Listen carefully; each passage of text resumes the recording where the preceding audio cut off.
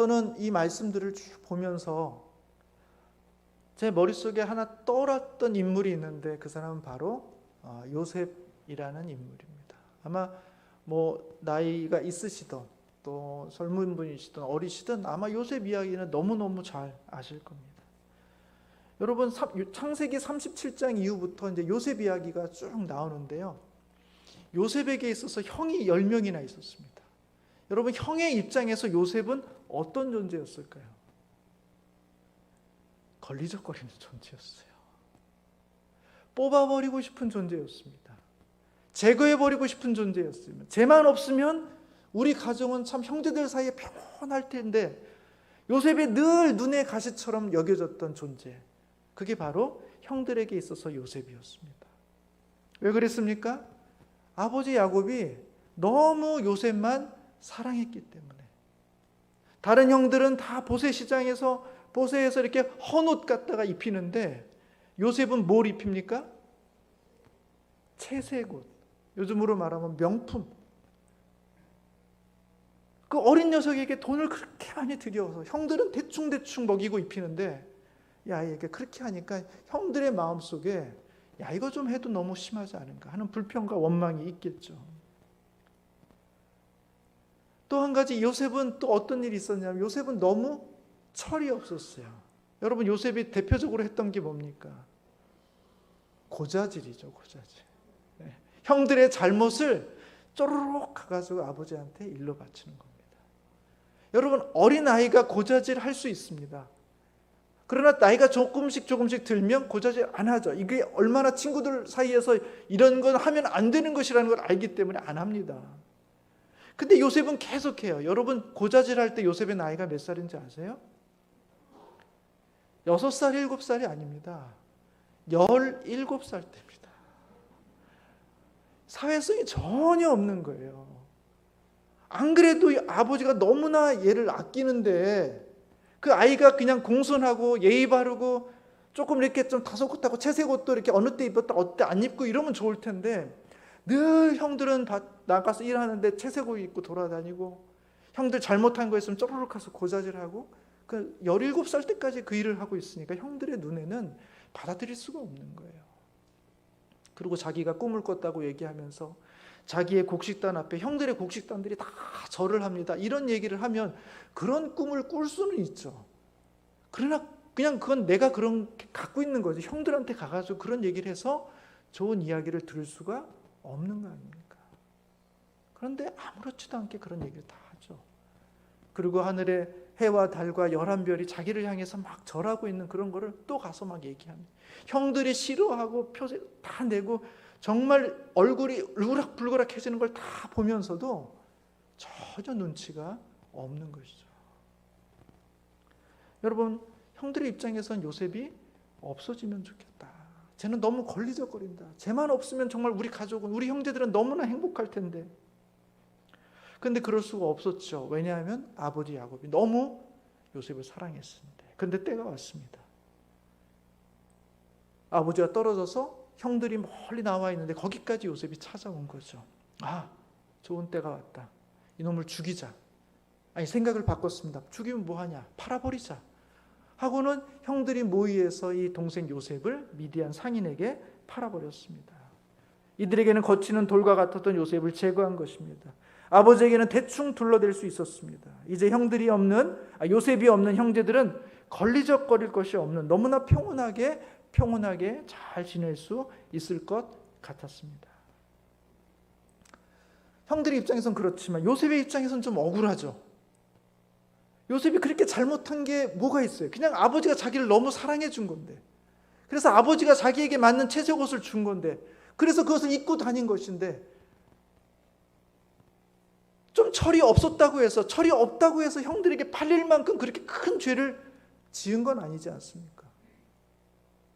형들이 잘못한 것을 고자질을 몇 번 했다고 해서 요셉이 형들에게 죽일 만한, 그리고 팔아버릴 만큼 그렇게 나쁜 행동을 한 것은 아니지 않습니까?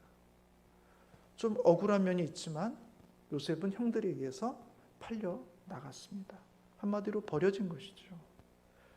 그리고 어디로 갑니까? 보디발 장군의 집에 갑니다. 그럼 거기서 뭘 했습니까? 열심히 성의껏 잘했습니다. 그런데 그에게 돌아온 것은 뭡니까? 자기가 하지 않은 행동에 대한 억울함을 받게 된 것입니다. 여러분, 요셉이 잘못한 게 뭐가 있어요? 아무것도 없습니다.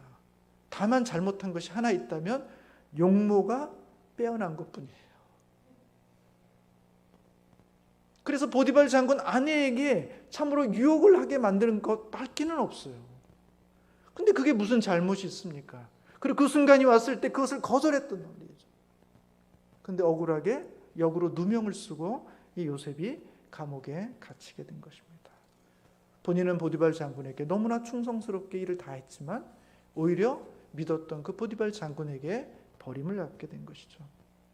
요셉은 옥에 갇힙니다. 거기서도 성실하고 정직했습니다.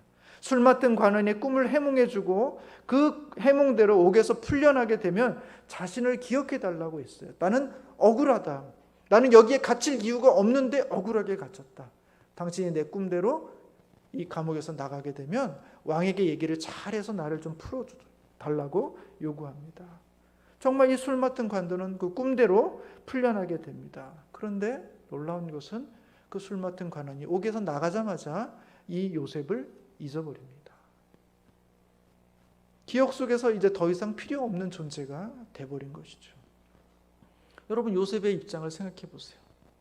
그는 어릴 적에 사랑을 받았지만 이후로는 형들로부터 버림을 받았고 보디발 장군에게는 억울한 누명을 쓰고 버림받았고 은혜를 베풀었던 술 관원에게는 잊혀진 존재가 되었던 것입니다. 그는 정말 버려진 존재처럼 되어졌어요.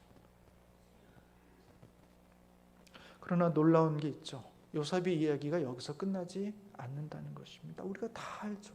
하나님께서는 그 감옥에 있는 요셉을 들어서 그 애굽 왕의 꿈을 해몽하게 하고 그 애굽에서 일어나게 될 7년의 큰 풍요와 그 이후에 이어질 7년의 대기근을 알게 하고 그 모든 위기 상황 속에서 어떻게 이 나라를 잘 운영할 것인가, 사람들을 굶주리지 않고 먹일 수 있게 할 것인가, 이 국가를 건장하게 만들어갈 수 있을 것인가에 대한 책임을 맡게 됩니다. 그래서 그는 총리가 되는 것이죠. 그리고 그 가운데 굶주려 있던 형들이 애굽에 찾아와서 자기에게 절하는 형들을 발견하게 되는 것입니다. 여러분, 요셉이 뭘 했습니까? 7년이라는 대기근, 국가적 위기 상황 속에서 오히려 애굽 왕의 권력을 더욱더 확장시켜주는 역할을 감당했습니다. 여러분, 요셉이 없었다면 애굽은 어쩌면 그 국가, 그 권력은 그 7년이라는 대기근 속에 무너졌을지 몰라요. 코로나가 한번 와도 이걸 어떻게 운영하고 관리하느냐에 따라서 한 국가의 정권이 유지되느냐 유지되지 못하느냐 하는 위기를 겪고 있지 않습니까? 이런 일들이 7년 동안이나 계속된다면 아무리 건실한 권력을 갖고 있다 하더라도 아마 그 권력은 다 무너져 내릴 수밖에 없을 것입니다. 그런데 그 버려졌던 요셉이 어떻게 됐습니까?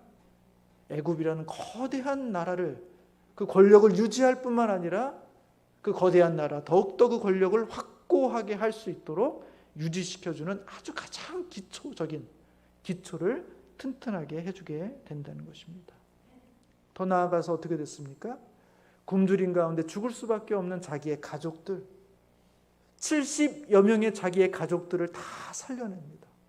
그리고 그 땅에서가 아니라 애굽의 고센 땅으로 다 불러들여서 여기서 먹고 생활하고 번성하게 해서 결국엔 나중에는 수많은 사람들을 만들어서 다시 출애굽해서 자기의 고향으로 돌아갈 수 있도록 만드는, 한 민족으로 크게 세우는 놀라운 기초를 형들에게서나 보디발 장군에게서나 술 맡은 관원에게서 잊혀지고 버려졌던 그 한 사람 요셉을 통해서 하나님께서 그 일들을 이루어 가신다 하는 것입니다. 이것이 바로 성경이 우리 가운데 말씀해주고 있는 역사라는 거예요. 요셉은 어떻게 살았습니까? 버려졌던 것 같은 시간 속에서 그는 자신의 처한 상황 속에서 정직과 성실함으로 묵묵히 살아갔습니다. 억울함을 참고 견뎠습니다. 그리고 어느 순간 하나님의 때가 되었을 때 하나님은 버려졌고 잊혀진 요셉을 통해서 한 나라를 세우고 자기 민족을 세우는 모퉁이의 머릿돌로 세워지는 놀라운 경험들을 하게 되는 것입니다. 사랑하는 성도 여러분, 우리 소명교회가 정말 하나님 앞에서 그와 같은 교회로 세워지게 되는 놀라운 은혜가 있기를 주님의 이름으로 축원합니다. 네. 여러분, 이 요셉 이야기의 마지막 창세기 50장 말씀을 드리는 것으로 오늘 말씀을 마치고자 합니다.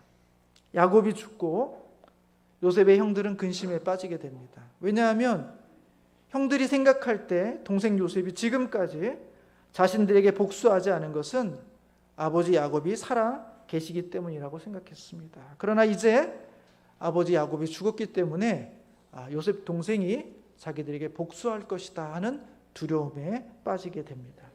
그래서 형들은 요셉에게 사람을 보내서 아버지가 죽을지라도 우리에게 복수하지 말고 아버지의 유언에 따라서 형들의 허물과 죄를 용서해 달라고 조심스럽게 요셉에게 부탁을 합니다. 그 이야기를 듣자 요셉이 울기 시작합니다. 그리고 형들에게 안심시키면서 이렇게 말씀하고 있죠. 당신들은 나를 해하려 하였으나 하나님은 그것을 선으로 바꾸사 오늘과 같이 많은 백성의 생명을 구원하게 하시려 하셨나니 당신들은 두려워하지 마소서. 내가 당신들과 당신들의 자녀를 기르리이다 하고 그들을 간곡한 말로 위로하였다. 이렇게 기록하고 있습니다. 여러분, 요셉이 이스라엘의 버려진 돌에서 이스라엘의 머릿돌이 되었을 때 그는 형들에게 복수하지 않았습니다. 그동안의 억울함과 분노가 없지 않았겠지만 그는 그 가운데 역사하시는 하나님의 놀라운 섭리를 그는 직접 보았던 것입니다. 당신들은 나를 해하려고 했지만, 당신들은 나에게 나쁜 일을 했지만, 당신들은 나에게 악한 일을 했지만 하나님은 그것을 선으로 바꾸셨다. 옳은 것으로 바꾸셨다. 좋은 것으로 바꾸셨다. 놀라운 기적으로 바꾸어 내셨다는 것입니다. 오늘과 같이 많은 백성의 생명을 구원하기 위해서 당신들이 나에게 해를 끼친 것이 오히려 하나님의 역사를 이루어내고 하나님의 기적을 만들어내고 우리의 눈에 기이한 일들이 일어나게 되고, 그래서 결국은 이 이스라엘 민족의 가장 기초가 되는 머릿돌로서 하나님께서 나를 그렇게 삼으셨다는 사실을 내가 이제는 깨닫게 되었다라고 말하고 있는 것입니다. 그런 측면에서 내가 형들에게 버려진 돌처럼 이방 땅에 팔려온 것도 다 이스라엘을 견고하게 하시고 더욱더 든든하게 세우시고자 하시는 하나님의 놀라운 신비와 역사였구나라는 사실을 이 요셉은 깨닫게 되었던 것입니다. 사랑하는 성도 여러분, 건축자들의 버린 돌이 집 모퉁이에 머릿돌로 만드시는 하나님의 놀라운 과정 중에 한 부분이라는 사실을 기억하시고, 우리도 요셉처럼 이 힘들고 어려운 시간을 참된 교회, 참된 하나님의 나라를 세우는, 그래서 하나님께서 우리를 머릿돌로 삼아가시는 그 과정이라고 이해하시고 믿으시고, 요셉처럼 진실함과 성실함으로 우리의 맡겨진 일들을 감당하시는 우리 성도님들이 되시기를 축복합니다. 그리고 모든 것이 다 드러났을 때 요셉처럼 복수와 보복이 아닌 용서와 사랑으로 그들을 품고 안으실 수 있기를 바랍니다. 당신들을 두려워하지 마소서. 내가 당신들과 당신들의 자녀를 기르리이다 하고 그들을 간곡한 말로 위로하고 있습니다. 하나님의 기이함과 하나님의 사랑으로 이 소명교회의 터가 더욱더 굳건히 세워져 가시는 놀라운 성도님들이 되시기를 주님의 이름으로 축복합니다. 기도하겠습니다.